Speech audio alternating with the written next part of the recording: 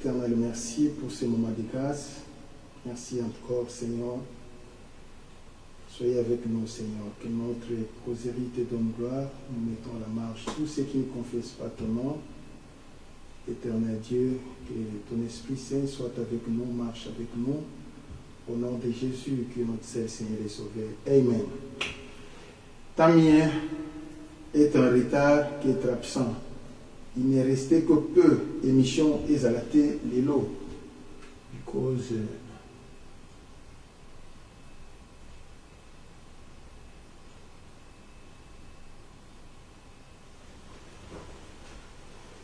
il n'est resté peu qu'émissions aient raté les lots. Avec toutes ces publicités, marketing, tout ça, en tout cas, émission, il y en a qui est raté. Parce que il y avait une câble d'alimentation qui ne faisait plus passer les courants. Et c'était très difficile pour chercher d'arranger, configurer toutes choses. Et voici, nous sommes arrivés au point de commencer notre émission avec presque 40 minutes de retard. Cependant, les gens qui seraient connectés ne seront pas déçus parce que nous allons parler de la part du Seigneur. Le thème d'aujourd'hui est intitulé la cure d'âme de la parole et la cure d'âme du Saint-Esprit. Les problèmes qui se passent chez nous, dans notre pays, la République démocratique du Congo, nous avons une méthode que nous appliquons précisément dans des églises de réveil qu'on appelle vulgairement par la cure d'âme. En réalité, cette méthode n'est pas toujours d'origine biblique, mais cependant, c'est quand même un dogme positif que beaucoup de gens utilisent. Mais en réalité, cela ne contribue pas pour que la personne puisse se convertir. Oui, ça peut aider l'homme à faire la confession, de reconnaître ses erreurs du passé pour confesser, mais en réalité, c'est une méthode qui ne contribue à rien pour le salut de l'homme. Ce que nous appelons au Congo cure d'âme. Vous voyez, quand l'homme est en train de faire la cure d'âme à une autre personne, c'est comme si chez nous c'est une méthode des interrogatoires, soi-disant pour pousser l'autre à reconnaître ses erreurs du passé. Or, la cure d'âme n'est pas la responsabilité du pasteur, c'est la responsabilité de la parole, soit c'est la responsabilité du Saint-Esprit. C'est la parole qui peut faire la cure d'âme, c'est le Saint-Esprit qui peut faire la cure d'âme, pas nécessairement un pasteur, moins encore les collaborateurs du pasteur à l'église, qui vont aller poser des questions. Il y a d'autres questions qu'on pose, ça dépasse la limite des clergés. Ce n'est pas normal. Nous sommes des clergés. Les gens qui arrivent dans nos églises, ils ont leur vie, ils ont l'autonomie de leur vie, et ils ont leur vie privée que nous ne sommes pas obligés de connaître. C'est la personne elle-même qui peut venir révéler sa vie, d'accord. Mais ce n'est pas à moi d'aller fouiller à l'intérieur de lui pour chercher de connaître tout ce que lui a commis dans le passé. Ce n'est pas normal.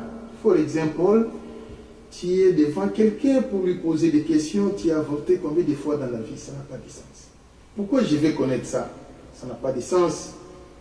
Et qu'est-ce que je vais faire avec ça quand elle me dira que j'ai avorté 50 fois? Où irai-je avec les 50 fois d'avortement? Rien du tout. Tu vas arriver au point de poser la question à une personne, mais est-ce que dans l'histoire de ta vie, tu as couché combien de fois? Regarde-moi une telle question. C'est une question qui n'a pas de sens. Comment tu peux poser la question à une personne, dans ta vie, tu as couché combien de fois? Mais non, ça ne se passe pas comme ça. Et il y a des gens qui vont loin pour lui dire, donnez-moi la liste de toutes les personnes qui ont couché avec toi. Mais qu'est-ce que tu vas faire avec ça? Vous voyez ce genre de cure d'âme qui se passe au Congo. Ce sont des méthodes qu'il faut bannir. Car ça ne contribue à rien, ça ne fait rien du tout. La cure d'âme n'est pas la responsabilité du clergé, mais c'est la responsabilité de la parole. Toi prêche et la personne se fera connaître. C'est comme ça que ça se passe. Aller jusqu'au point de poser des questions inutiles. D'ailleurs, partant des questions, tu risqueras d'être séduit aussi toi-même. Il faut faire très attention. Surtout exposer les gens qui sont des nouveaux convertis pour aller commencer à faire des cures d'âme de personnes. Je crois que ce n'est pas encourageant. Ce sont des sales méthodes qu'on appliquait quand on était des jeunes. Mais quand nous sommes devenus des vieillards dans le Seigneur, nous avons compris que ce sont des méthodes à bannir dans des églises. Ce n'est pas du tout normal. C'est la parole qui poussera l'autre de venir confesser. Mais ce n'est pas à moi de pousser l'autre de confesser. Ça n'a pas de sens. C'est de cette manière-là que ça se passe. Maintenant, nous sommes en train de parler sur la cure d'âme. Nous devons d'abord connaître le mot cure. C'est cela qui est très important. Évidemment, cure, c'est un nom féminin que nous appelons la cure. Ça vient du verbe kirer.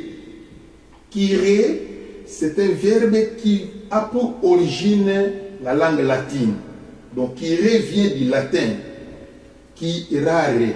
Kirare qui signifie quoi? Kirare qui signifie soigner. Vous voyez, autrement appelé traiter. Vous voyez comment ça se passe? Kirare peut aussi avoir l'essence de nettoyer en grattant. Quand on dit nettoyer en grattant, c'est par là que vous allez voir.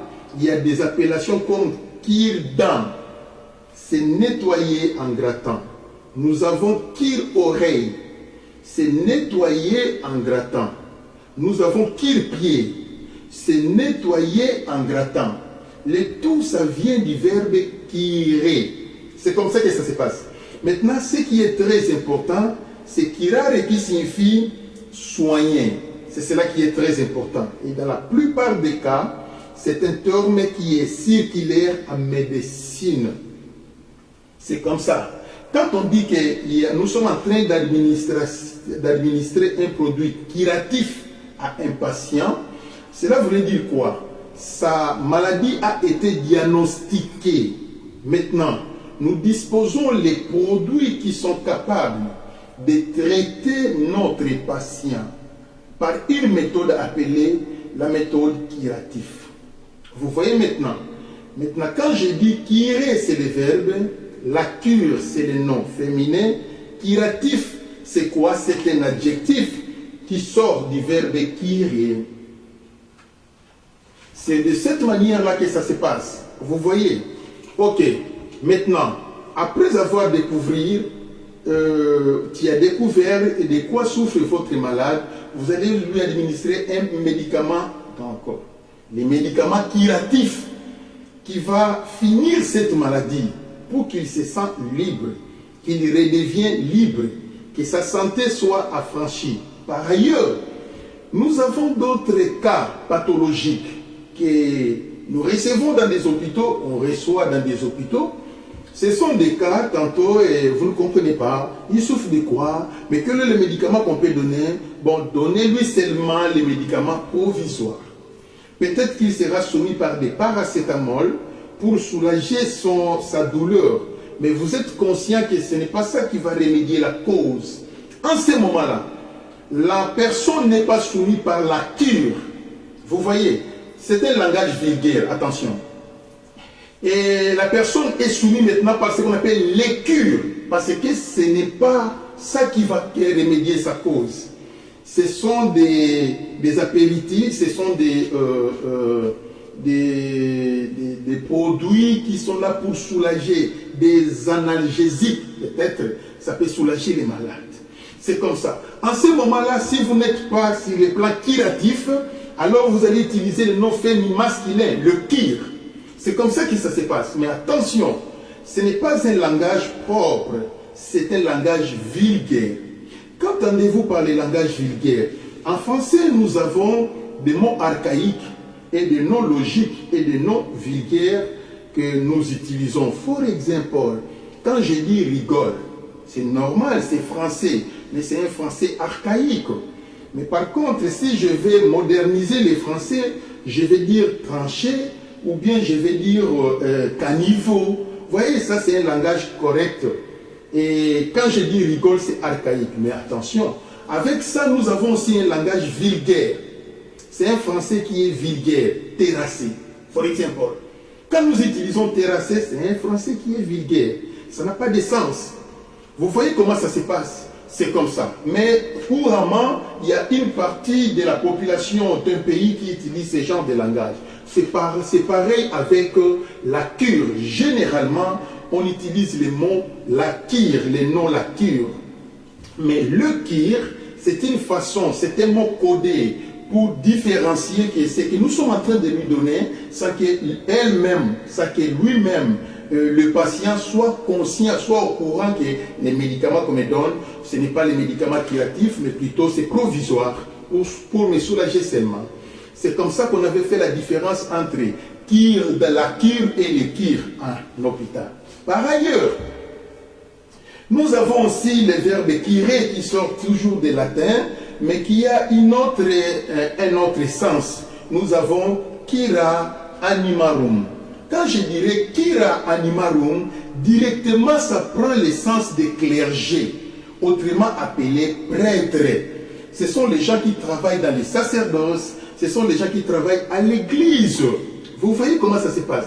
Maintenant, quand ça donne le sens sacerdotal, nous avons plusieurs connotations de kiré. Il y a la kiré qui est synonyme de prêtre, autrement appelé kiré, comme on a toujours dit.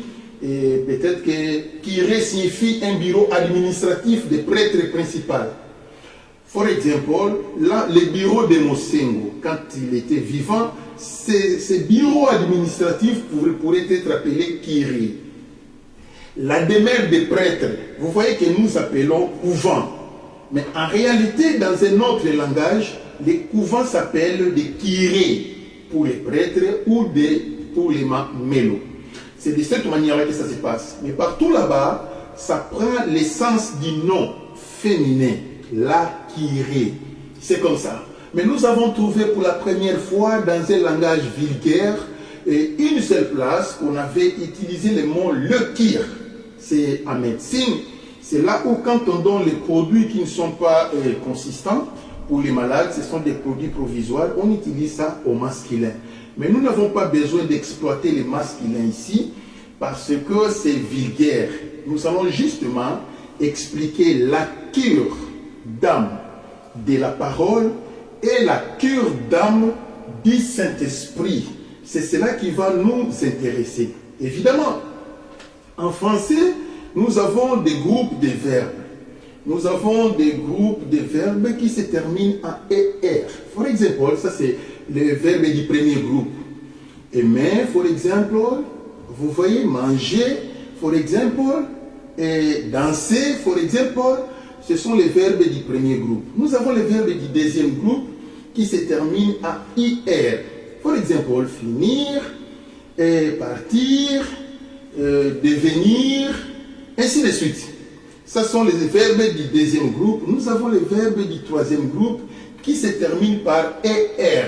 For example, prendre. For example, entendre. Vous voyez comment ça se passe? C'est comme ça. Tout ce qui se termine par ER, ce sont les verbes du troisième groupe. Alors, le verbe que nous sommes en train d'utiliser, le verbe kirer, c'est le verbe du deuxième groupe. C'est comme ça que ça se passe. Maintenant, il y a quelque chose que je vais vous expliquer. Nous avons plusieurs sortes de verbes. Nous avons des verbes auxiliaires. Quand on va parler sur les verbes auxiliaires, nous avons deux. Principalement, c'est l'auxiliaire avoir et l'auxiliaire être. Mais attention, on ne se limite pas là. Nous avons aussi ce qu'on appelle les verbes pronominaux. Les verbes pronominaux, ce sont des verbes qui commencent avec C. Les pronoms réfléchissez. C'est blessé, for example. Quand il y a les pronoms réfléchissez, nous comprenons directement que l'élément est bouclé. C'est l'autre lui-même qui fait la loi. C'est comme ça que ça se passe, vous voyez. Mais attention, en dehors de cela, nous avons ce qu'on appelle le verbe impersonnel. Quand on dit verbe impersonnel, on voit directement tout ce qui est lié à la nature. il pleut, il vente, il neige, il grêle, et ainsi de suite. Ça, ce sont des verbes impersonnels. Mais on ne se limite pas là. Nous avons aussi ce qu'on appelle des verbes transitifs et des verbes intransitifs. Le verbe transitif, ce sont des verbes qui sont accompagnés d'un complément d'objet direct. Par rapport au verbe intransitif, il n'en a pas. Je mange la banane. Je mange quoi? La banane. C'est un verbe transitif. Ça se passe comme ça. Maintenant, il y a ce qu'on appelle des verbes réguliers et des verbes irréguliers. Entendez-vous par les verbes réguliers? Wow! For example, tirer. Ça, c'est un verbe régulier. Les verbes irréguliers, ce sont des verbes qui ne changent pas les radicants. Les radicales ne changent pas si ce n'est que des terminaisons. For example, manger, danser. Vous voyez, ça ne change pas. Mais par contre, les verbes irréguliers changent tout. For example, le verbe aller. Je vais. Je vais, ça n'a rien à voir avec aller. Ça change tous les sens. C'est ça qu'on appelle les verbes irréguliers. Et maintenant, je crois que vous avez compris sur ce qui concerne l'applicabilité de tous les verbes. À l'occurrence, la place de notre verbe tirer. C'est un verbe transitif, c'est vrai. Tirer, c'est un verbe régulier, c'est vrai aussi. C'est de cette manière-là que ça se passe. Alléluia. Je bénis l'Éternel car il nous aime beaucoup. Maintenant, je vais faire un peu de courbure pour plonger afin de commencer à décortiquer les sens de notre enseignement sur le plan biblique. Dans la Bible, nous avons des appellations qui paraissent polyvalentes, soit des appellations péjoratives. Mais j'aimerais appeler cela des appellations polyvalentes. Ça trouble un peu dans la compréhension de la Bible.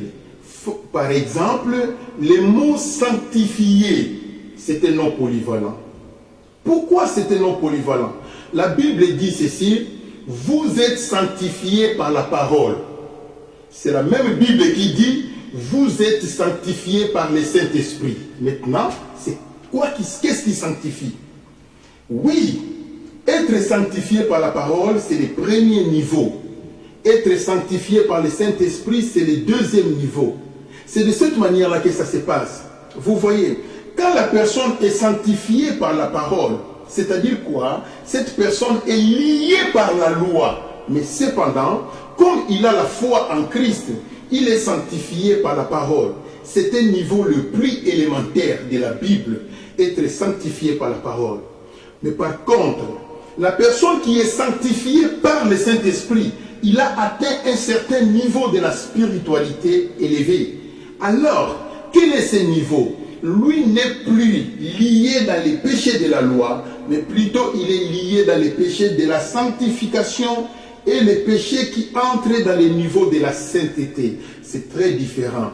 Jésus en avait fait la différence. Jésus avait dit ceci, mais écoutez-moi bien, quand quelqu'un commet l'adultère dans un hôtel, il a commis un péché.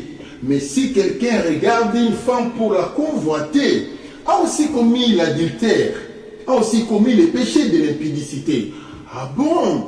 Alors, le péché actif, c'est lui qui a commis le péché dans un hôtel, c'est celui-là qui est sous la loi. Il a commis un péché par rapport à la loi. Mais c'est lui qui a convoité, c'est subjectif, c'est dans sa pensée, c'est par rapport à sa conscience personnelle qu'il va confesser. Parce que sur le plan actif, vous ne verrez jamais là où il a commis les péchés. Là, c'est une autre dimension. Pour qu'une personne puisse commencer à confesser les péchés de la pensée, il doit avoir un certain niveau de la spiritualité. Dans la plupart des cas, les gens ne confessent pas leurs péchés de pensée. Ils trouvent ça normal. Tu peux passer toute la journée en train de penser la bagarre. Tu es en train de taper ta rivale, taper quelqu'un qui t'avait insulté, et tu trouves ça normal. Tu vas dormir avec ces péchés-là.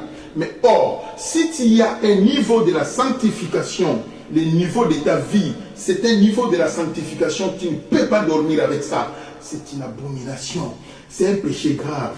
C'est pareil, nous avons aussi le niveau de la sanctification qui est aussi le deuxième niveau. Il y a un autre niveau qui est là au-dessus, le niveau de la sainteté. Dans le niveau de la sainteté, il y a aussi d'autres péchés qu'une personne commet. For example, une personne qui n'a pas lu la Bible, il dit que toute la journée, je n'ai pas lu la Bible. Ah Seigneur, j'ai failli à ta parole. Je n'ai pas lu la Bible toute la journée. Seigneur, je demande pardon. Pardonne-moi. Ce qu'il est en train de confesser, ce n'est pas un péché de la loi, ce n'est pas un péché de la sanctification, c'est un péché au niveau de la sainteté. Donc lui a dépassé le niveau de la sanctification, il est allé plus loin, c'est par rapport à sa propre éducation. C'est comme ça que ça se passe. C'est pourquoi, quand nous allons lire quelque part ici, attention, il y a beaucoup à lire, on va lire un peu trop, et pour la bonne compréhension. Péché et la sanctification par rapport à la parole de Dieu. 1 Timothée, je vais parler doucement parce que je vais beaucoup lire. 1 Timothée chapitre 4, verset 5. Je vais lire pour vous. 1 Timothée chapitre 4, verset 5, la Bible dit, « Car tout ce que Dieu a créé est bon, et rien ne doit être rejeté, pourvu qu'on en prenne avec action de grâce. Parce que tout est sanctifié, dans le verset 5, tout est sanctifié par la parole de Dieu et par la prière. Donc, vous mangerez tout ce qu'on vend au marché, car tout est sanctifié par la parole. » Nous avons compris qu'avant, il y a des choses qui sont sanctifiées par la parole, mais il y en a d'autres qui sont sanctifiées par le Saint-Esprit. Je vais donner un verset pour ne pas lire tous les versets, parce que nous n'avons pas le temps. Romains chapitre 15, dans le verset 16. Romains chapitre 15, dans le verset 16, il est écrit, suivez-moi très bien. Romains 15, 16. Cependant, à certains égards, je vous écris avec une sorte de hardiesse, comme pour réveiller vos souvenirs à cause de la grâce de Dieu, à cause de la grâce que Dieu m'a faite d'être ministre de Jésus parmi les païens, n'acquittant du divin service de l'évangile de Dieu, afin que les païens lui soient une offrande agréable, étant sanctifiés par l'Esprit Saint. Waouh, incroyable.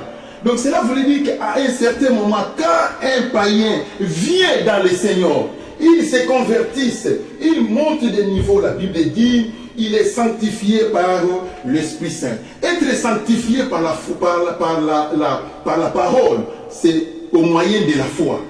C'est le chemin de la foi qui pousse l'homme à être sanctifié par la parole. Mais par contre, être sanctifié par le Saint-Esprit, c'est au moyen de l'obéissance. Ça, c'est pas la foi, c'est l'obéissance. C'est de cette manière-là que ça se passe. Une personne peut avoir la foi, tu ne verras pas Jésus. Mais au jour d'enlèvement, tu resteras, mais tu as la foi.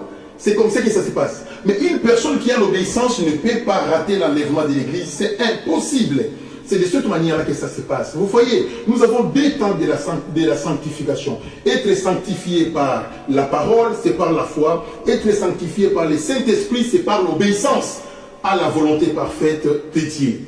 Je crois que vous avez compris. Je donne l'exemple du deuxième nom, les noms péjoratifs ainsi que les noms qui paraissent un peu, qui compliquent un peu. La justification, ça c'est le deuxième mot. Maintenant, dans la justification, on nous dira, on est justifié par le sang, on est justifié par la grâce et on est justifié par la parole de Dieu. Mais par ailleurs, on nous parlera aussi qu'on est justifié par le Saint-Esprit. C'est incroyable. La justification dépend de la parole et la justification dépend du Saint-Esprit. Je vais vous donner un verset. Ça va vous aider beaucoup. La justification par la foi. For example, Romains chapitre 3, dans les versets 28 jusqu'au verset 29.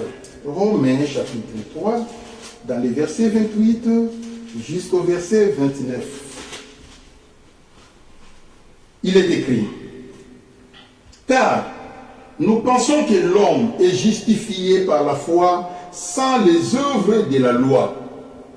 L'homme est justifié par la foi sans les œuvres de la loi. Or, la Bible dit la foi vient de ce qu'on entend vient de la parole de Dieu. C'est par là que nous avons compris qu'ici, il y a des gens qui sont justifiés par la parole de Dieu, par les moyens de la foi. C'est comme ça. Maintenant, il y a des gens qui sont justifiés par le Saint-Esprit. C'est Romains chapitre 8 dans le verset 30. Nous allons voir la justification par le Saint-Esprit. Il est écrit, et ceux qu'il a prédestinés, il les a aussi appelés. Ceux qu'il a appelés, il les a aussi justifiés. Et ceux qu'il a justifiés, il les a aussi glorifiés. C'est très clair. Un autre verset de précision, c'est justement dans le livre de 1 Corinthiens 6, 11. Peut-être que je vais trouver un verset qui sera plus clair. 1 Corinthiens, chapitre 6, dans le verset 11. Il est écrit, ouvrez vos esprits et comprenez. Je vais lire pour vous. Mais vous avez été lavés, mais vous avez été sanctifiés, mais vous avez été justifiés au nom du Seigneur Jésus et par l'Esprit de notre Dieu. Hosanna, dans les lieux très hauts.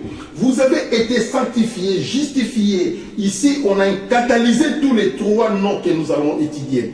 Purifié, sanctifié et justifié par l'Esprit de notre Seigneur Jésus-Christ. Maintenant, quand quelqu'un est justifié par la parole, au juste c'est quoi? Tu es justifié par la parole, c'est par la foi. Tu es justifié par le sang, c'est par la foi. Tu es justifié par la grâce, c'est par la foi. Mais si tu es justifié par le Saint-Esprit, ce n'est pas la foi. Jamais, jamais. Être justifié par le Saint-Esprit, ce n'est pas la foi. Là, on parlera sur les noms qui est inscrit dans les livres de vie. Parce que tu es justifié, ton nom se retrouve dans les livres de vie. Là, on parlera sur les arts de l'Esprit. On parlera sur les sceaux du Saint-Esprit. C'est-à-dire que la personne a l'essence du salut intrinsèque. Il a les sceaux de l'Esprit. Rappelez-vous d'un livre d'Apocalypse. Ne faites pas du mal aux gens jusqu'à ce que nous ayons scellé, marqué les sceaux, les enfants de Dieu qui n'ont pas fléchi les genoux à 666. Donc être justifié par le Saint-Esprit, ce sont des gens qui sont scellés dans les salis. Ils ont déjà les salis éternels. Mais celui qui est justifié par la foi, non, pas nécessairement. Jamais. Tu peux être dans la grâce, mais tu ne verras pas Jésus. Tu peux être dans la grâce, purifié par le sang que nous invoquons chaque jour. Mais tu peux être sorcier, tu invoques le sang de Jésus. Vous voyez comment ça se passe. Mais pour que le Saint-Esprit te justifie, c'est que tu as fini le processus de la conversion et de la repentance. Vous marchez dans la crainte, dans l'obéissance à Dieu. C'est comme ça que ça se passe. Quand vous marchez déjà dans l'obéissance à Dieu, alors vous allez vous retrouver avec les arts de l'Esprit, le sceau du Saint-Esprit. Le nom est inscrit dans les livres de vie. J'ai béni l'Éternel car il nous aime beaucoup. Je ne saurais pas beaucoup expliquer parce que j'ai commencé le travail en retard. Je vais expliquer maintenant sur la pureté. Nous avons le troisième nom qui paraît complexe dans la Bible. La Bible dit nous sommes purifiés par la parole, mais c'est la même Bible qui dit nous sommes purifiés par le Saint-Esprit. On ne comprend pas. Par quel moyen que nous sommes purifiés par la parole et par quelle méthode que nous sommes purifiés par le Saint-Esprit. Nous allons étudier ça tout de suite. Être purifié par la parole. Jean chapitre 15, dans le verset 13, il est écrit, Jean 15, 13, la Bible dit,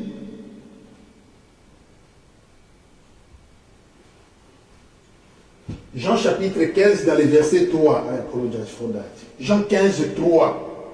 Déjà vous êtes purs à cause de la parole que je vous ai annoncée. Jésus dit aux apôtres. Il dit d'ailleurs, tel que vous êtes là, vous êtes déjà purs à cause de la parole que je vous ai donnée, je vous ai annoncée. Jésus annonce la pureté des apôtres, mais Judas est là. Judas est là, mais Jésus annonce la pureté des apôtres. Judas présent. Vous voyez comment ça se passe. Mais au moins, la parole de Dieu les avait déjà purifiés à cause de l'acte de leur foi. Ils ont lancé les premiers pas pour accompagner Jésus-Christ. Cette foi les avait justifiés. C'est pourquoi Jésus a dit, vous êtes purifiés à cause de la parole que je vous ai annoncée. Alléluia. Maintenant, je vais vous donner un autre verset qui parlera sur la purification par le Saint-Esprit. Comment est-ce que le Saint-Esprit purifie l'homme en réalité? Comment ça se passe? Je suis dans le livre de Romains 4, 8. Romains chapitre 4, dans le verset 8, il est écrit, Romains 4, 8, heureux l'homme à qui le Seigneur n'impute pas son péché. Waouh! Heureux la personne à laquelle l'Éternel ne compte plus les péchés. Mais qui est cette personne qui commet les péchés mais l'Éternel ne regarde pas? Qui est cette personne qui commet les péchés mais l'Éternel n'impute pas ça? Qui est la personne qui commet les péchés mais l'Éternel ne les condamne pas? Mais qu'est-ce qui se passe? Il y a des gens où Dieu condamne leurs péchés, d'autres personnes, Dieu ne condamne pas leurs péchés. Qu'est-ce que cela voulait dire? Oui, ça se passe comme ça dans la Bible. N'est-ce pas que l'Israël avait fabriqué les veaux d'or? Mais qu'est-ce que Dieu avait dit devant Balaam? Il a dit c'est un peuple saint, c'est un peuple qui n'a pas péché. Vous voyez comment ça se passe? C'est de cette manière-là que ça se passe. Le peuple avait été purifié, lavé de leurs péchés, d'une manière ou d'une autre. Maintenant, comment est-ce que qui est la personne que Dieu ne peut pas imputer les péchés? C'est une personne qui ne commet plus les péchés, qui vit déjà dans la sanctification. Il a l'habitude de marcher dans la sainteté et dans la sanctification. Pour lui, c'est impossible de commettre un péché actif. C'est par hasard, c'est par circonstance. Il ne le fait plus. Parce qu'il est déjà converti, rajeuni, il marche avec Dieu, il demeure devant la face de l'Éternel. La Bible dit ceci, écoutez-moi bien, demeurez en moi. Et si mes paroles demeurent en vous, alors demandez. Il y a des gens qui demeurent devant la face de l'Éternel sans cesse, ils n'abandonnent pas. Demeurer devant la face de l'Éternel ne signifie pas prier beaucoup. Il y a des gens qui prient beaucoup, qui commettent aussi plus de péchés. Ce n'est pas ça. Mais demeurer devant la face de Dieu dans l'obéissance à l'Éternel. Attention. Ici, je ne parle pas de la crainte de l'Éternel. La crainte de l'Éternel, c'est tout le monde qui a non. Et Dingwe est chrétien, il a la crainte de l'Éternel. Mais il y a une chose qui Dingwe manque, l'obéissance à l'Éternel. C'est de cette manière-là que ça se passe. La crainte de l'Éternel, c'est un niveau primérien, un niveau de l'école primaire, des gens qui sont convertis nouvellement. Mais l'obéissance à l'Éternel, ça c'est le niveau des enfants de Dieu qui sont convertis, des gens qui sont scellés du Saint-Esprit, qui marchent dans l'obéissance à l'Éternel, par lesquels vous allez voir amener le fruit de la repentance et le fruit du Saint-Esprit. Ça reste permanent dans leur vie. Ces genres de personnes, ce sont les gens qui sont entrés, que Dieu n'impute plus le péché. Il peut commettre le mal par accident, le mensonge par accident. Dieu ne peut pas condamner cette personne par ses mensonges parce que Dieu connaît qu'il va dégager, il va confesser. Ce n'est pas de son habitude de demeurer dans les péchés. C'est pour cela, dans le livre de l'Ancien Testament, vous allez voir qu'il y avait un homme qui est décédé faillible. Il est décédé avec les péchés. Mais l'Éternel avait donné l'ordre aux anges, enlevez-lui les vêtements sales.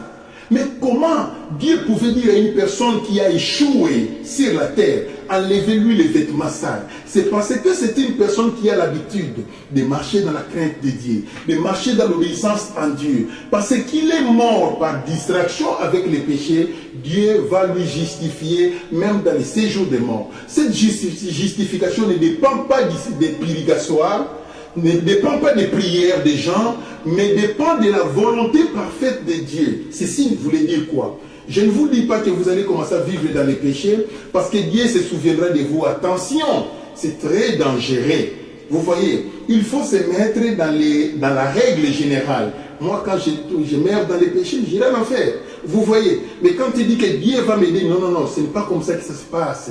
Marchez seulement dans la crainte de l'Éternel, dans l'obéissance à l'Éternel, et tu seras sauvé.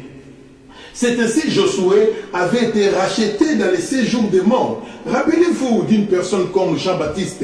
Jean-Baptiste est mort avec l'abandon de la foi. Jean n'avait plus la foi. C'est lui qui a confessé Jésus. Mais à cause de la tribulation, il a envoyé les apôtres. Allez poser la question à ce Jésus. Est-ce que c'est lui le Messie ou nous devons attendre une autre personne? Ça, c'est l'abandon de la foi. Jean était mort dans l'abandon de la foi.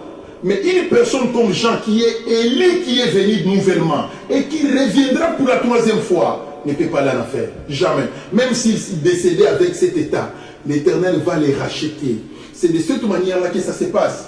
Est-ce que je vais vous parler de la deuxième session dans le séjour des morts? Non. La deuxième session n'existe pas. Ça, ce sont les cas d'exception pour ces gens-là. Peut-être que moi, Ricky Maïnda, je ne suis pas dans ces cas-là. Et je ne peux pas me mettre parmi ces gens-là. C'est très dangereux. Je crois que vous êtes en train de comprendre un tout petit peu tout ce que je suis en train de vous enseigner. La cure d'âme.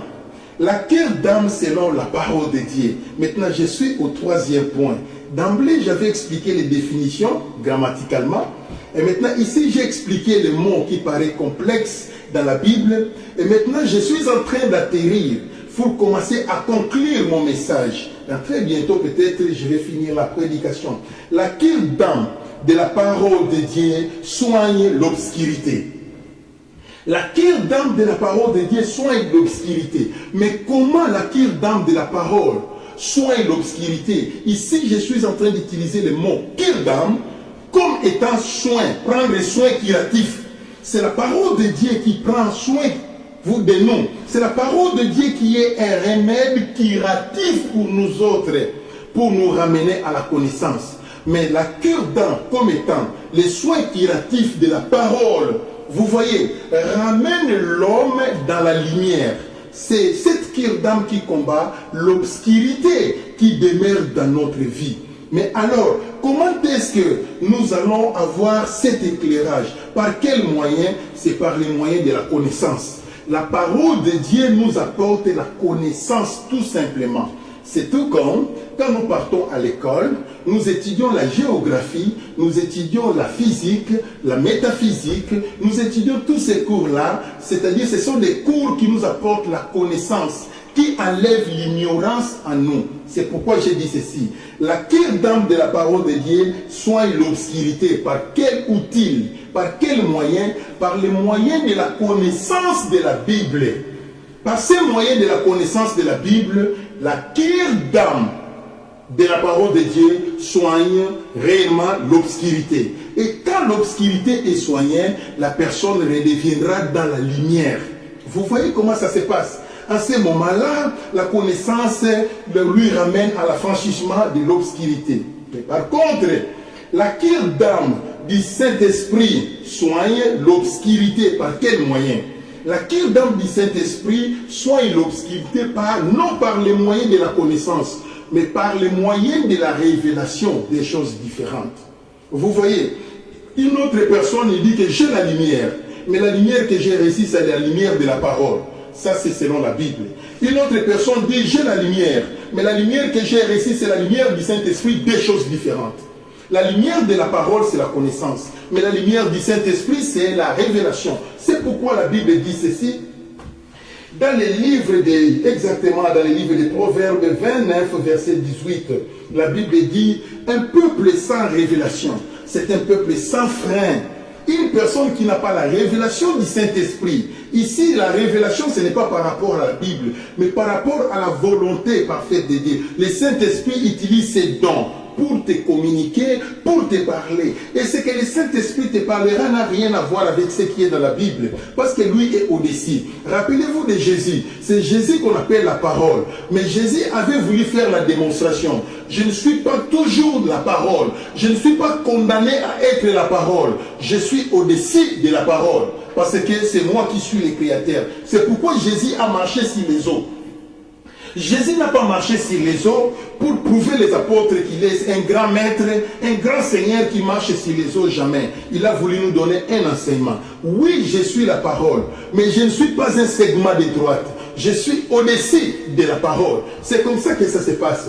Jésus ne se limite pas dans ces livres de la loi. Jésus, c'est la Bible. Never, ever. Jésus est au-dessus de la Bible. C'est comme ça que ça se passe. Il est dans la Bible et il est au-dessus de la Bible. C'est pourquoi Jésus a marché sur les eaux. Cela voulait dire quoi? Jésus peut faire des pratiques qui sont bibliques, tout comme il peut passer outre de tout ce qui est écrit dans la loi de Moïse. Il peut passer outre, c'est pour cela. Quand Jésus-Christ était sur la terre, il faisait les miracles les jours des sabbats et la loi de Moïse condamnée. En ce moment-là, Jésus était en train de marcher sur les eaux, mais il n'était pas condamné parce que c'est Alléluia, El Shaddai, El Olam, El Elyon. En ce moment-là, c'est lui qui est le grand Seigneur. Qui peut les condamner? Personne. C'est lui qui est le créateur de l'humanité. J'ai béni l'Éternel car il nous aime beaucoup. Est-ce que je peux lire un verset complémentaire? Jean chapitre 6, dans les versets 23. Je vais lire pour vous. Jean chapitre 6, dans les versets 23. Qu'est-ce qui est écrit là-bas? 23. Le lendemain, Jean 6. 23. Est-ce que c'est ça? 6 et 63, sorry. Jean chapitre 6, dans le verset 63, la Bible dit ceci: c'est l'esprit qui vivifie, la chair ne sert de rien. La parole que je vous ai enseignée sont esprit et vie.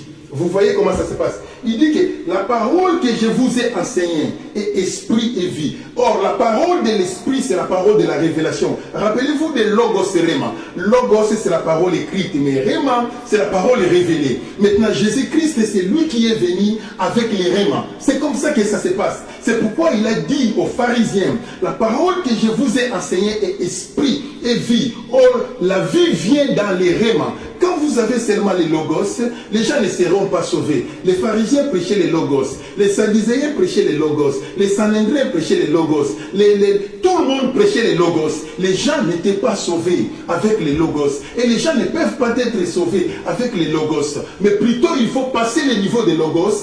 Il faut faire la fusion de ce qu'on appelle les logos réma. Quand vous prêchez les logos réma, en ce moment-là, les gens seront sauvés. Mais quand il dit que moi, j'aime pas les logos, j'aime seulement les rémas, ça n'existe pas. Parce que les rémas sortent du logos. Alléluia. C'est de cette manière-là que ça se passe. C'est pourquoi Jésus avait dit, la parole que je vous ai enseignée est esprit et vie. Rien qu'en écoutant cette parole, vous allez recevoir la vie, la vie, la vie. Hey, alléluia. Et resterez-vous si votre pasteur, c'est une personne qui communique le logos réma. Il communique la parole de la révélation. C'est cela qui a franchi l'homme. C'est cela qui apporte la vie dans l'homme. C'est de cette manière-là que ça se passe. Vous allez me dire, pasteur Riquin, mais toute parole vient de Dieu. Toute parole, c'est l'évangile. Oui, toute parole, c'est l'évangile. Mais la Bible dit ceci, Jésus, Dieu avait dit, allez ramasser la manne. Le premier jour, ramassez. Le deuxième jour, ramassez-en. Mais le troisième jour, attention, vous n'allez plus ramasser le quatrième jour. Car la manne sera infectée. Il y a des gens qui sont allés chercher la manne. Le quatrième jour, la manne était déjà infectée. Il y avait des sticots à l'intérieur de la manne. Il y a des gens qui fabriquent bien la parole, mais la parole infectée, la parole des microbes. C'est de cette manière-là que ça se passe. Nous avons 2 verres d'eau. Il y a un verre qui a l'eau claire mais empoisonnée. Il y a un autre verre qui est apparemment sale. L'eau est à l'intérieur, mais l'eau est pure. Qu'est-ce que tu vas choisir? Tu vas suivre là où il y a l'eau claire mais empoisonnée? Non, c'est très dangereux. C'est comme ça avec la parole. Vous allez voir des églises construites en marbre, les églises climatisées, les églises qui sont bien, mais la parole qui est là-bas, c'est la parole infectée. Les peuples ne seront pas sauvés parce que c'est une parole qui est corrompue par le diable, une parole qui est corrompue par l'ennemi. C'est de cette manière-là que ça se passe. Mais une parole qui vient du ciel, c'est ça qu'on appelle la parole révélée qui donne la vie aux gens. Je bénis l'Éternel. Alléluia. Et maintenant, il y a une troisième, la deuxième chose que nous avons étudiée. La cure d'âme de la parole de Dieu soigne les péchés. Oui. La cure d'âme de la parole de Dieu soigne les péchés. Mais comment est-ce que la cure d'âme de la parole de Dieu soigne les péchés? Oui, la cure d'âme de la parole de Dieu soigne les péchés de la loi. Mais par contre, la cure d'âme du Saint-Esprit soigne les péchés, non par la loi, non à travers la loi, mais par la sanctification et la sainteté. C'est ça la différence. La différence est là-bas. Donc, la cure d'âme de la parole de Dieu soigne le péché par la loi, soigne les péchés de la loi. Mais la cure d'âme du Saint-Esprit soigne les péchés de la sanctification et de la sainteté. C'est comme ça que ça se passe. Vous voyez. Donc quand la parole vous condamne encore, c'est que vous êtes soumis à la loi. Vous voyez comment ça se passe. Quand la parole vous condamne, on prêche, vous sentez la culpabilité. C'est que vous êtes soumis par rapport à la loi. Quand on prêche sur la dîme, tu te sens blessé. C'est la loi qui te condamne parce que tu ne payes jamais la dîme. C'est de cette manière-là que ça se passe. Quand on prêche l'impudicité, c'est un péché. Tu te sens blessé. Donc tu es dans un niveau de la loi. La loi, tu tombes dans la loi de l'impudicité. Quand on prêche sur la nervosité, tu te ressens victime. C'est que tu es encore dans les péchés de la loi. Vous voyez? Donc la parole de Dieu a besoin de te délivrer dans les péchés de la loi. C'est comme ça. Et quand on va parler sur les insultes, tu te sens blessé, condamné. C'est que tu as un niveau de péché de la loi. Tu es encore loin devant la face de l'Éternel. Mais par contre, laquelle d'âme du Saint-Esprit soigne les péchés de la sanctification et de la sainteté. C'est pourquoi la Bible dit dans le livre des Galates, Galates chapitre 5, verset 16 à 18. La Bible dit ceci, je dis donc, marchez selon le Saint-Esprit et vous n'accomplirez pas les désirs de la chair. Car la chair a des désirs contraires à ceux de l'esprit et l'esprit en a des contraires à ceux de la chair. Ils sont donc opposés entre eux, afin que vous ne fassiez point ce que vous voudriez. Si vous êtes conduit par l'Esprit de Dieu, vous n'êtes point sous la loi. Voici la chose que je cherche. Si vous êtes conduit par le Saint-Esprit de Dieu, vous n'êtes plus sous la loi. Cela voulait dire quoi? Les péchés de la loi ne te concernera plus jamais. L'impudicité, never. Les avortements, autant de la gamote pour la salamoti. On a volé, non. On a léché pour la... Je ne le fais jamais. On a menti, je ne le fais jamais. Voler ne dit pas ça. Je ne le fais jamais. Donc ça sont les péchés de la loi que moi, je ne fais jamais. Vous voyez comment ça se passe? Mais par contre, la personne qui est sous la d'âme du Saint-Esprit, il a déjà dépassé la loi. Lui, c'est la sanctification et la sainteté. C'est ce qu'il est en train de rechercher. C'est comme ça que ça se passe. La question que je peux vous poser, quel est ton niveau de la spiritualité? Où tu es devant la face de l'Éternel? Il y a longtemps que tu es chrétien. Il y a longtemps que tu pries Dieu. Il y a longtemps que tu pars à l'église. Mais quel est votre niveau spirituel? Est-ce que vous êtes vous êtes un chrétien de la loi? Ou bien vous êtes un chrétien de la sanctification? Ou bien un chrétien de la sainteté? C'est vous-même qui connaissez. Vous connaissez votre état d'âme. Mais tout ce que je vous dis aujourd'hui, si vous entendez sa voix, n'en dire si ce n'est pas votre cœur. Jésus veut que tu te convertisses. Jésus veut que tu te répandes. Il dit ceci, voici je me tiens à la porte et je frappe.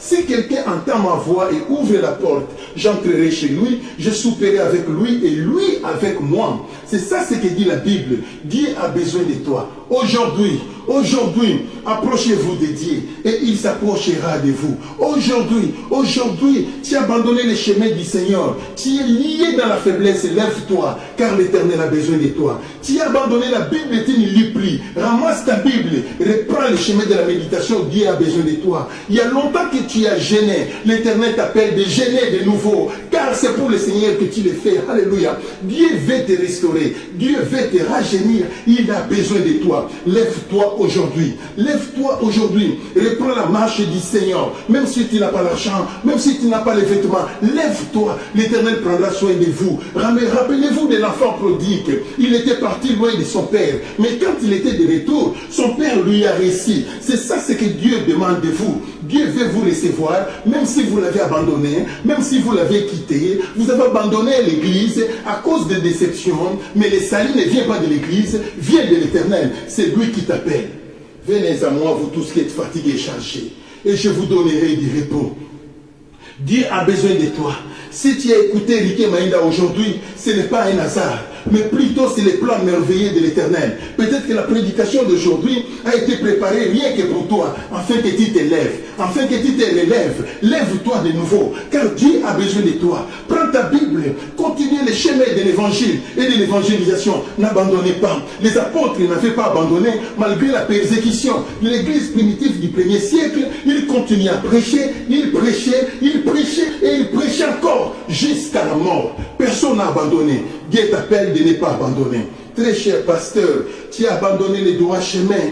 Tu ne prêches plus la vie éternelle. Tu ne prêches plus les saluts éternels. Tu t'es retrouvé dans l'évangile de la prospérité. L'évangile de donner aujourd'hui, donner demain, donner le lendemain. Tu ne prépares pas les enfants de Dieu à rencontrer Jésus. Dieu t'appelle de retourner sur les droits chemins. Abandonner ces chemins-là. C'est l'évangile qui prépare les gens à entrer dans l'arche, la porte spacieuse qui conduit à la mort. Mais plutôt montrer les gens les chemins de la porte étroite, les chemins de la vérité, pour qu'ils soient sauvés. El Shaddai, El Oléam, Maranatha. Il est écrit.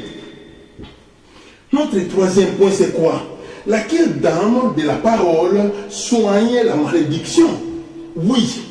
Laquelle dame de la parole soigne la malédiction? Vous savez, entre les péchés et la malédiction, la chose qui nous condamne plus, c'est la malédiction. Entre les démons et la malédiction, ce qui nous condamne plus, c'est la malédiction. Les gens confondent les démons et la malédiction. Moi, je ne trouve pas les mariages. Ce sont les sorciers qui m'ont lié, ce n'est pas les sorciers. Dans votre famille, personne n'a déjà fait les mariages. Donc, ce n'est pas les démons. Ça, c'est la malédiction. Parce que la bénédiction du mariage, les mariages, c'est une bénédiction. Si vous n'avez pas cette bénédiction, c'est que vous avez la malédiction. Avoir beaucoup d'argent dans la vie, c'est la bénédiction. Si vous n'avez pas l'arbre de l'argent, vous n'en aurez pas. Vous voyez, en ce moment-là, qu'est-ce qu'il faut faire? Il faut beaucoup s'aimer pour que vous puissiez moissonner demain. Parce que vous n'avez pas un champ de l'argent, vous n'avez pas un champ des opportunités, vous n'avez pas un champ de la chance, un champ qui produit l'abondance, vous n'en avez pas. S'aimer, c'est votre tour de s'aimer. Et quand vous s'aimerez aujourd'hui, même si vous n'allez pas moissonner, mais vos enfants en seront des bénéficiaires. Ça, c'est la parole du Seigneur. Vous voyez, alors, la cure-dent de la parole de Dieu, soignez la malédiction. Mais par quel moyen? Par les moyens des offrandes. S'aimer et vous serez soignés. Par la puissance de la parole. Mais la cure-dent, selon le Saint-Esprit, soigne l'homme de la malédiction, non par les moyens des offrandes, mais c'est par les moyens de la délivrance absolue. Qu'est-ce qu'est la délivrance absolue? Qu'est-ce qu'est la délivrance absolue? Jean chapitre 8.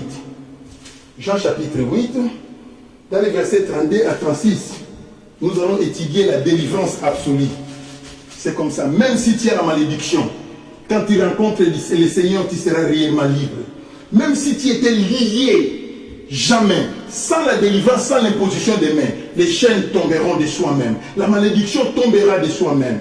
Jean chapitre 8, dans les versets 32, il est écrit: vous connaîtrez la vérité, et la vérité vous affranchira. Dans le verset 36, si donc le Fils vous affranchit, vous serez réellement libre. Si Jésus vous affranchit, vous serez réellement libre. Le problème qui se passe, ouvre seulement ton cœur que Jésus entre. Si Jésus entrait dans ton cœur, la puissance de la malédiction tombera. La puissance de la mort tombera. L'esprit de mort partira de soi-même. L'esprit de la pauvreté partira de soi-même. Les blocages tomberont de soi-même. Parce que le cœur a été ouvert, Jésus est entré, le corps est devenu le temple du Saint-Esprit, tu es devenu membre de l'église corps de Christ, vous marchez dans l'obéissance à l'Éternel, vous allez faire des songes angélophaniques, des songes théophaniques, parce que la gloire de Dieu est descendue vers vous. En ce moment-là, vous êtes devenus réellement libres. Vous ne serez plus esclaves quand vous allez dormir. Oba finingai, oba ndoki balanda kingai, oba mboa balanda kingai, oba niao balanda kingai. Non, ça ne sera plus là. Quand Jésus entre dans le cœur, tu deviendras réellement libre. Mais celui qui a reçu la parole, il est libre. Mais celui qui a reçu le Saint-Esprit, il est réellement libre. Voici la différence. Merci. Peut-être que ça sera le deuxième point, parce que dans 5 minutes, je vais totaliser 1 heure du temps. Être purifié par la parole. Non, sorry. La cure-dent de la parole soigne la maladie. Mais comment est-ce que la cure-dent de la parole peut soigner la maladie? Oui, la cure-dent de la parole soigne la maladie par la foi. Si vous avez la foi, sachez-le que la cure de la puissance de la parole de Dieu va soigner votre maladie. Mais par contre, la cure d'âme du Saint-Esprit soigne la maladie par quel moyen? Par le moyen des dons spirituels. Ça, ce n'est plus la foi. Ça, c'est le problème des dons spirituels. Il y a une différence entre être guéri par la foi et être guéri par les dons spirituels. Ça, c'est différent. Être guéri par la foi, tu es soumis à la parole. Mais être guéri par les dons spirituels, Jésus est sur les eaux. Jésus marcha sur les eaux. Ça, c'est le Saint-Esprit qui guérit. Même si tu n'as pas la foi, tu sais, Seigneur Jésus de Nazareth. Mais bien aimé dans le Seigneur, la foi c'est un niveau élémentaire pour les bébés spirituels. Mais la science, c'est le niveau supérieur pour les enfants de Dieu convertis. Ils marchent selon la science. C'est de cette manière-là que ça se passe. Vous voyez, être sauvé par la foi, c'est différent. Être sauvé par le Saint-Esprit, c'est différent. C'est comme ça que ça se passe. Écoutez-moi bien. Les gens qui sont sauvés par la foi, la femme en perte de sang, elle a été sauvée par la foi. Les 10 lépreux, ils ont été sauvés par la foi. Bartimée qui a crié, il a été sauvé par la foi. Mais l'handicapé qui était devant la porte de la belle, dis-moi quelle est la foi qui lui a sauvé. Il ne connaissait ni Pierre, il ne connaissait ni les compagnons de Pierre, il ne connaissait ni Jésus. Son problème c'est de demander l'argent. Il Il demandait l'argent. Et Pierre lui dit, je n'ai ni or, ni argent pour te donner. Ce que j'ai, je te le donne. Je n'ai pas besoin que tu aies la foi. Je n'ai pas besoin que tu aies ceci. Mais parce que l'Éternel est vivant, au nom du Seigneur, lève-toi. Wonderful. L'handicapé s'est levé des bons. Habite la foi, Amen. Dis-moi, quelle est la foi qui a guéri cette personne? Ça, c'est le don du Saint-Esprit qui était en Pierre. Dieu avait dit à Pierre, je te remets la clé. Ce que tu lieras sera lié. Ce que tu ouvriras sera ouvert. C'est comme ça que ça se passe. Je peux donner un autre exemple d'une personne qui était sauvée sans foi. Mais lui, au moins, il était sauvé. Dis-moi un peu, le faux des Gadanériens, qui avait la foi pour qu'il soit sauvé? D'ailleurs, fou Wanazo menaçait Jésus. Les fous menaçaient Jésus. Ils voulaient tuer Jésus et les apôtres. C'est que cette personne n'avait pas la foi. Il ne méritait pas la guérison. Parce qu'il a tenté à la vie de Jésus. Mais Jésus s'était approché de lui. Il dit, les esprits impurs sortaient de cet homme. Vous êtes combien? Nous sommes une légion. Une légion qui commence par 3000 esprits. C'est que cette personne avait 3000 démons. Jésus dit, sortez. Non, envoyez-nous dans les pourceaux. Les démons sont entrés dans les cochons. Ils se sont fait noyer dans l'eau. C'est comme ça que la personne a retrouvé la vie. Jésus a embrassé la personne. Il dit, va retrouver ta famille. Qui avait la foi pour qu'il soit sauvé? Personne.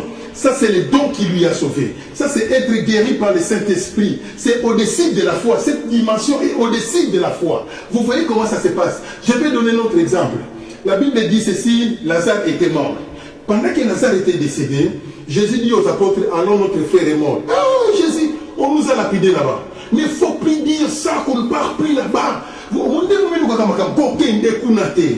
Jésus dit, allons-nous-en, notre ami est décédé. Quand il est arrivé, Marie n'avait pas la foi. Si tu étais ici, notre frère ne serait pas mort. Marthe qui vient. Si tu étais ici, notre frère ne serait pas mort. Les villageois avec des pierres dans la main. Dis-moi un peu ces gens de personnes. Qui avait la foi? Personne. Jésus s'est arrivé devant la tombe, il dit déliez-les. Il dit ôtez la pierre. Quand ils ont ôté la pierre, Jésus s'est approché pour dire Lazare sort. Et quand il a dit Lazare sort, il a donné le dos, il dit déliez-lui. Il est parti. Qui avait la foi pour que Lazare puisse être guéri? Donnez-moi le nom d'une personne qui avait la foi. Personne. Ça, c'est être guéri par le Saint-Esprit. C'est comme ça que ça se passe. Vous voyez, si vous êtes malade, au nom de la foi, vous aurez des guérisons, mais des guérisons limitées. Si vous faites des miracles au nom de la parole, les gens seront guéris, mais les gens qui ont des maux de tête, des maux de ventre, les gens qui ont des petites maladies seront guéris. Les gens commenceront à tomber sans pourtant qu'ils soient guéris. Ça, c'est la foi. Ça, c'est être sauvé. Vous cherchez à guérir les gens par la foi, et les gens cherchent la guérison par la foi. Mais si vous avez les dons de la guérison, vous avez les dons des miracles. C'est comme ça que ça se passe. Alléluia. Dieu est bon. Dieu nous aime beaucoup. Vous voyez comment ça se passe?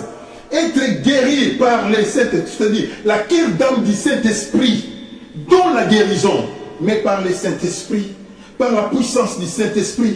C'est de cette manière-là que ça se passe. Le Saint-Esprit, c'est lui qui marche sur les eaux, comme Jésus a marché sur les eaux. La Bible dit au commencement, l'Esprit de Dieu se mouvait sur les eaux. L'Esprit de Dieu n'était pas en dessous des eaux, mais l'Esprit de Dieu était sur les eaux. Les eaux étaient restées en bas. Et quand Jésus était venu, il a prouvé à l'humanité que c'est lui qui était le Créateur. Jésus marcha sur les eaux. Le même Esprit qui marchait au commencement, c'est le même Esprit qui a marché sur les eaux à l'époque des apôtres. Il voulait enseigner aux gens sa souveraineté. Sa souveraineté, c'est un Dieu grand. Quand vous allez vous approcher de lui, il va vous communiquer la grandeur. Il va vous communiquer la souveraineté. Il va vous communiquer la joie. Il va vous communiquer la paix. Venez à moi, vous tous qui êtes fatigués et chargés, et je vous donnerai des repos. Jésus t'aime tellement. Quel est ton problème? Nous sommes au mois de septembre.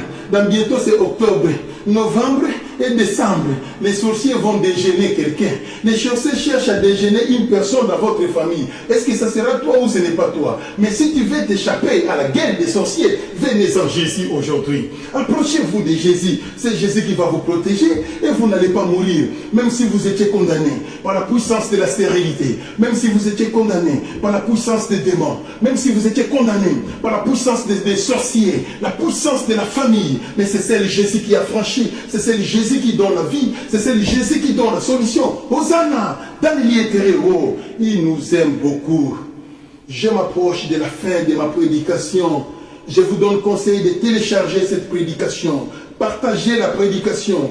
Aimez, commentez. Envoyez cela à vos amis. Partagez à tout le monde cette prédication. Car c'est une prédication vitale. Ça va délivrer beaucoup de gens. Les chrétiens rétrogrades qui ont abandonné les droits chemins du Seigneur. En écoutant la prédication d'aujourd'hui, ils se relèveront encore. Christ aura pitié d'eux. Maintenant, je vais prier pour vous. Levez-vous tout le monde. Alléluia. Levez-vous car je vais prier. Levez-vous seulement car je vais prier. Alléluia. Bokabwani ekota kina katina lingomba potozanga kibolingo ekomi kitisa Yawe tondisa biso na bolingo ya solo Yawe ototonga lingomba na masiya Bokabwani ekota kina katina lingomba potozanga kibolingo pekomi kitisa Yawe tondisa biso na bolingo ya solo Nzambe poto tonga lingomba na masiya Yawe Nzambe Yawe Nzambe tindanguya na yo tolingana pe tolimbisana Yawe tosangana pe tozala mokokolo ototonga lingomba na masiya Yawe Nzambe Yawe Nzambe tindanguya na yo Yawe tolingana pe tolimbisana Nzambe tosangana pe tozala moko Yawe ototonga lingomba na masiya. Je demande encore pardon à tout le monde. L'émission a commencé 35 minutes de retard parce que j'avais des problèmes du câble d'alimentation. Et cela n'était pas dans l'horaire. Pendant que j'arrangeais, il y a quelque chose qui avait basculé. Et c'est ça qui avait tourné, qui avait voulu tourner au vinaigre. Je ne croyais plus que l'émission se passera aujourd'hui. Mais c'est par la grâce de Dieu que l'émission vient de se passer. Levez-vous et soulevez les mains. Tu vas dire à Dieu, tu vas prier. Dis à Dieu, aujourd'hui j'ai écouté ta parole. Je me répands et je veux la restauration de ma vie. J'ai compris que j'étais loin de toi. J'ai compris que j'étais déjà un égaré, mais je veux venir en toi, Seigneur. D'emblée, j'ai marché selon le Saint-Esprit, mais maintenant je marche selon la parole. Nzambé, je veux la restauration. Restaure-moi. Je veux commencer à marcher selon le Saint-Esprit dès aujourd'hui. Prions tout le monde. Priez maintenant. Commencez la prière, commencez la prière, commencez la prière. Commencez la prière. Alléluia, Jésus le roi. Il est Seigneur. Priez tout simplement. Il est là, il est là, il est là, il est là. Where is my song? Jesus Christ, Jesus Christ. Alléluia, alléluia, alléluia. El Elyon, El Shaddai, El Olam Maranatha. Priez, priez là où tu es, priez, priez tout simplement. Priez tout simplement. Voyez seulement Jésus devant toi et c'est fini. Regardez seulement Jésus devant toi et c'est fini. Quand tu regarderas Jésus, la gloire de Dieu t'accompagnera. C'est de cette manière-là que ça se passe. Dieu t'aime.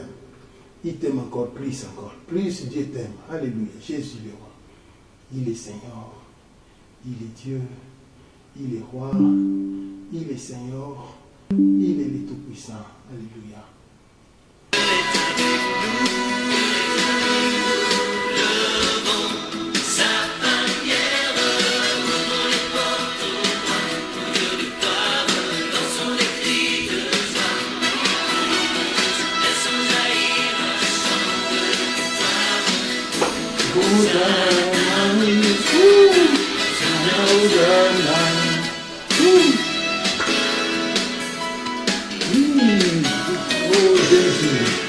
Il est roi.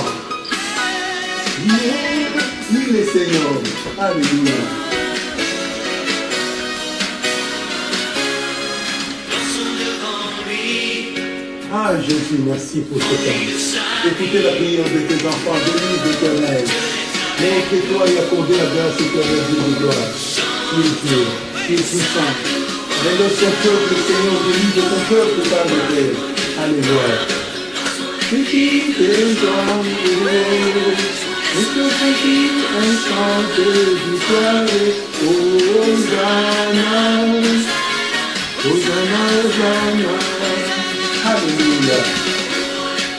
Oh Dieu de gloire, je crie des joies. Et sans jaillir un chant de victoire. Hosanna, Hosanna, Hosanna. Alléluia. Hosanna, Hosanna. Je vais prier. Je vais prier pour toi. Nzambe na bomo yo ozali so likolo na se. Nzambe na bomo yo osuli na bilaka. Je remets ce peuple entêté de l'Éternel. Je veux que tu les écoutes, Seigneur. Je veux que tu les délivres, Éternel. Que tous ces pieds du diable libèrent leur vie. Que tous ces pieds de l'ennemi libèrent leur vie. Que la puissance du péché, la domination de la maladie, la domination de la mort libère leur vie au nom puissant de Jésus. Je proclame la guérison, Seigneur. Je proclame la délivrance au nom puissant de Jésus de Nazareth. Partout il se trouve, Nzambe, bakolo baza condamné la maladie, baza la guérie, baza la délivrer par le nom de Jésus. Simba ici kozobela na tangolo. Simba ici kozobela par le nom de Jésus, par le sang de Jésus, par le nom de Jésus. Que la maladie libère le corps des enfants de Dieu. Éternel Dieu de gloire. Que le démon de la mort libère la vie des enfants de Dieu. Nzambe la bonne. Que la puissance du péché libère la vie des enfants de Dieu. Au nom de Jésus. Au nom de Jésus. Au nom de Jésus. Au nom de Jésus. Au nom de Jésus. Au nom de Jésus. Au nom de Jésus. Éternel, sauve ton peuple. Éternel, soyez avec ton peuple. Éternel, manifeste-toi. Relève la vie de chacun. Au nom de Jésus de Nazareth. Nzambe, ceux-là qui sont liés par des tentations péjoratifs, que ces démons libèrent leur vie. Restaure la vie de chacun, relève la vie de chacun, donne la santé à chacun. La combo de Jésus-Christ, la combo de son fille, nous avons de la bonne, nous allons s'encourager, que la puissance de la maladie libère leur corps, donner la vie à ceux qui en demandent. Nous avons de restaurer son peuple, nous avons de manifester toi tes enfants, que ton nom soit glorifié, que ton nom soit bien exalté. Nous avons de la bonne, nous allons s'encourager. Tout cela qui a écouté la prédication d'aujourd'hui, nous avons de témoigner ça bango. Nous sommes venus sur la table de la bango, car c'est toi qui es Dieu, c'est toi qui es le grand Dieu, le redoutable et incomparable Dieu. À toi c'est l'adoration, l'honneur, la puissance et la gloire éternelle. C'est le nom de Jésus qui est notre force et notre sauveur. Amen. Tous les anges s'assagent, l'univers crie sa majesté. Chantons gloire et puissance, force et louange à l'agneau qui mourut.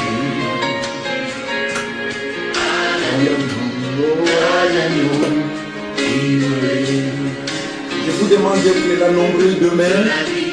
Demain, ça sera la continuité de la prédication. Le long, l'assemblée mingi parce que c'était le jour de l'enseignement. J'ai sacrifié la journée d'aujourd'hui pour m'accompagner dans le Rwanda. Demain, ça sera le dimanche. À 18h juste, il faut être connecté. Racheter tous les malades. Ramener les malades journée à lundi. Et une journée à l'aube dimanche. C'est une journée que nous avons plaisir pour les gens. Peut-être que ça sera une journée prophétique, je le sais. Mais je crois que demain, ça sera le jour de la gloire. Venez très nombreux. Aujourd'hui, c'était le jour de l'enseignement, le jour de la parole. Demain, on priera pour les malades. Et je connais que l'Éternel va guérir demain. Demain, il faut s'apprêter. À 18h juste, ne soyez pas en retard. Car les gens, pour ça, sont en blanc matin. 18h juste, je commence la prédication. C'est béni pour la fidélité à Lyon. Nous sommes de la tombe à Lyon. Nous sommes de la Zara à Lyon. La combo de ma fille. Alors Lyon, alors Lyon, alors Lyon, alors Lyon, so much. Oh, Bye.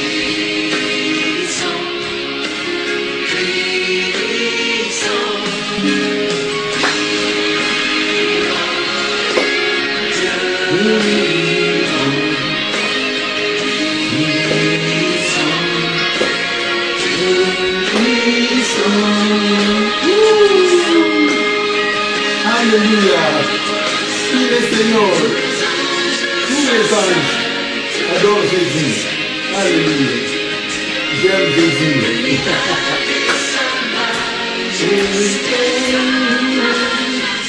Alléluia. Alléluia.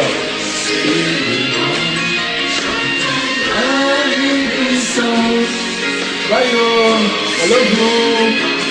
Maman, I love you so much. Donc, il faut être là nombreux à 18h juste. C'est la puissance de la parole. Alléluia. On priera pour les gens de même à 18h juste. Bye.